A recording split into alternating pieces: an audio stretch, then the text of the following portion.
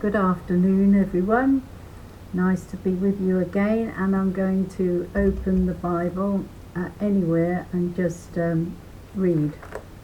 Oh, I can't believe it.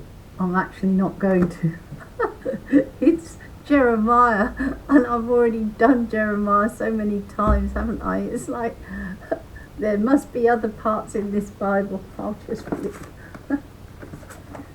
Okay. We're in Kings now. So I will read from 2 Kings. I'll read what's on the page, the 2 pages rather. So it looks like it's the end of 2 Kings 19 and goes into 20. So I'll just read what's there. Due to this, do not let your God, on whom you are relying, deceive you with the promise, Jerusalem will not fall into the king of Assyria's clutches. You have learnt by now what the kings of Assyria have done to all the other countries, devoting them to destruction. Are you likely to be saved? Did the gods of the nations whom my ancestors devastated save them? Gozan, Haran, Rezeph, and Edenites who were in Tel Bazar? Where is the king of Hamath, the king of Arpad, the king of Lair, of Sepharvaim, of Hena, of Ivor? Hezekiah took the letter from the messenger's hands and read it. He then went up to the temple of Yahweh and spread it out before Yahweh. Hezekiah said this prayer in the presence of Yahweh. Yahweh Sabaoth, God of Israel, enthroned on the winged creatures, you alone are God of all the kingdoms of the world. You made heaven and earth. Give ear, Yahweh, and listen. Open your eyes, Yahweh, and see.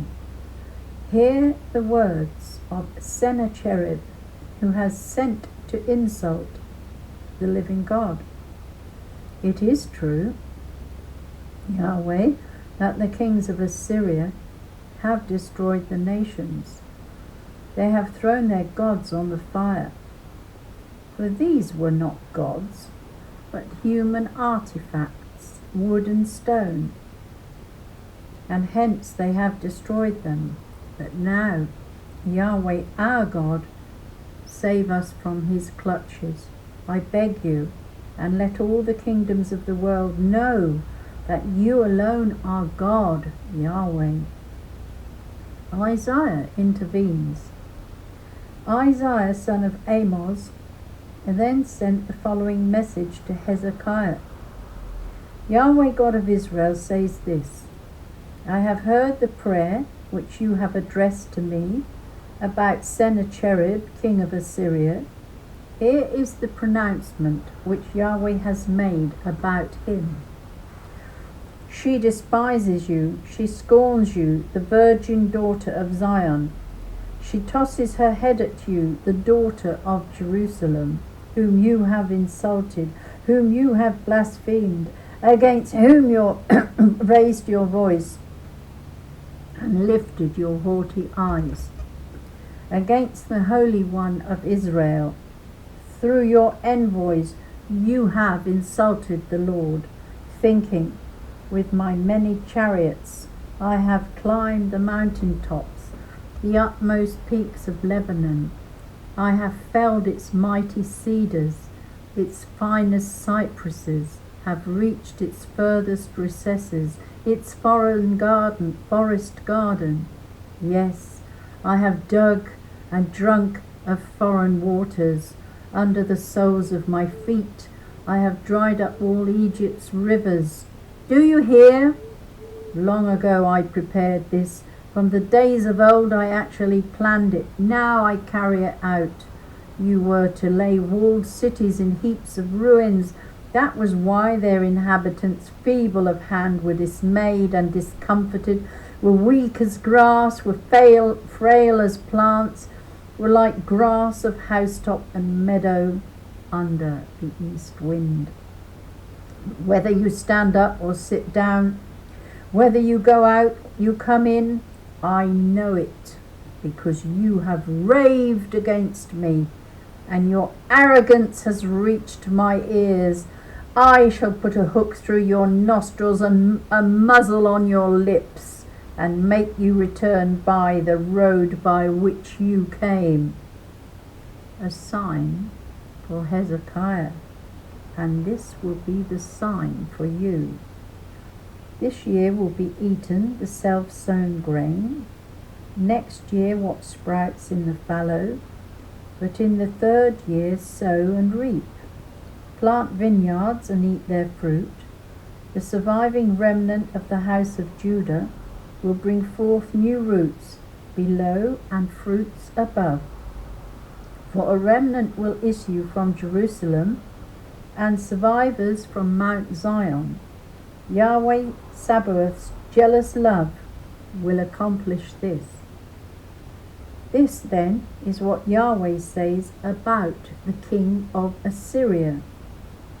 He will not enter this city, will shoot no arrow at it, confront it with no shield, throw up no earthwork against it. By the road by which he came, by that he will return. He will not enter this city, declares Yahweh.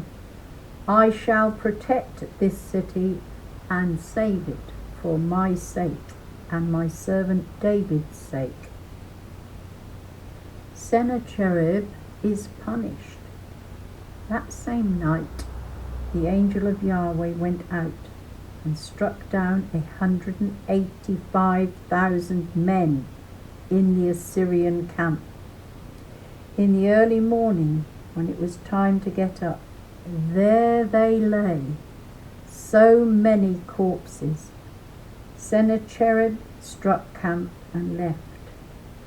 He returned home and stayed in Nineveh.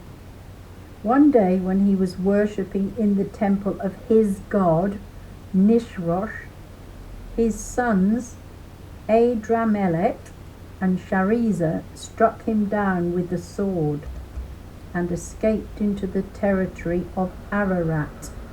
His son Esarhaddon succeeded him. Chapter 20, this is on the same 2 Kings, on the same page in front of me. The illness and cure of Hezekiah.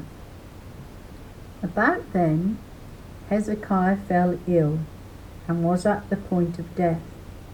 The prophet Isaiah, son of Amos, came and said to him, Yahweh says this, put your affairs in order, for you are going to die, you will not live.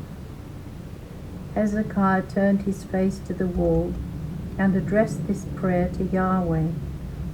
Ah, Yahweh, remember, I beg you, that I have behaved faithfully and with sincerity of heart in your presence, and done what you regard as right. And Hezekiah shed many tears. Isaiah had not left the middle court before the word of Yahweh came to him. Go back and say to Hezekiah, Prince of my people, Yahweh, the God of your ancestor David, says this, I have heard your prayer and seen your tears. I shall cure you. In 3 days' time you will go up to the temple of Yahweh. I shall add 15 years to your life. I shall save you and this city from the king of Assyria's clutches, and defend this city for my sake and my servant David's sake. Bring a fig poultice, Isaiah said. They brought one, applied it to the ulcer, and the king recovered. Hezekiah said to Isaiah, what is the sign to tell me that Yahweh will cure me, and that I shall be going up to the temple of Yahweh in 3 days' time? Here, Isaiah replied, is the sign from Yahweh that he will do what he has said. Would you like the shadow to go forward 10 steps or to go back 10 steps? It is easy for the shadow to lengthen 10 steps, Hezekiah replied. No, I would rather the shadow went back 10 steps. The prophet Isaiah then called on Yahweh, who made the shadow cast by the declining sun on the steps. The steps to Ahaz's roof room go back 10 steps. The Babylonian embassy. At that time, the king of Babylon, Merodach-Baladan, son of Baladan, sent letters and a gift to Hezekiah, for he had heard of his illness and his recovery. Hezekiah was delighted at this and showed the ambassadors his entire treasury, the silver, gold, spices, precious oil, his armory too, and everything to be seen in his storehouses. There was nothing in his palace or in his whole domain that Hezekiah did not show them. What a foolish thing to do, eh? The prophet Isaiah then came to King Hezekiah and asked him, What have these men said, and where have they come from? Hezekiah answered, They have come from a distant country, from Babylon. Isaiah said, What have they seen in your palace? They have seen everything in my palace, Hezekiah answered. There is nothing in my storehouses that I have not shown them. Then Isaiah said to Hezekiah, Listen to the word of Yahweh.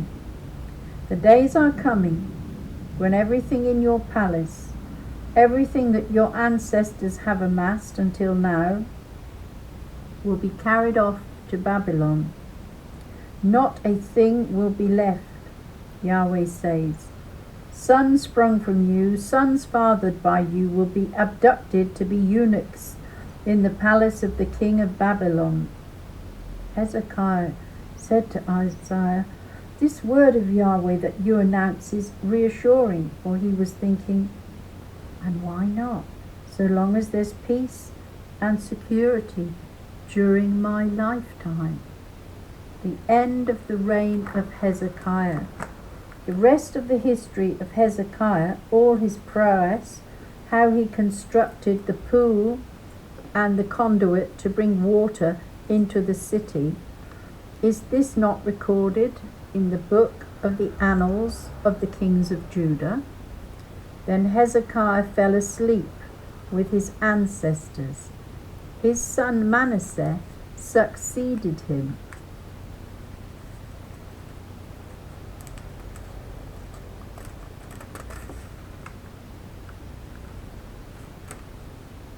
I'm just looking to see if I know. I'm not going to read on, because it then goes on to 2 Kings, the reign of Manasseh in Judah, which is a different page anyway, and it's chapter 21, so that ends there. So we'll perhaps read that some other time if I open it up at 2 Kings. So thank you so much for listening. That was they're all different readings in the Old Testament, are they? They're so cool. Gives you a history in a way, though. All right then, God bless you all and God bless your day. Thank you for listening.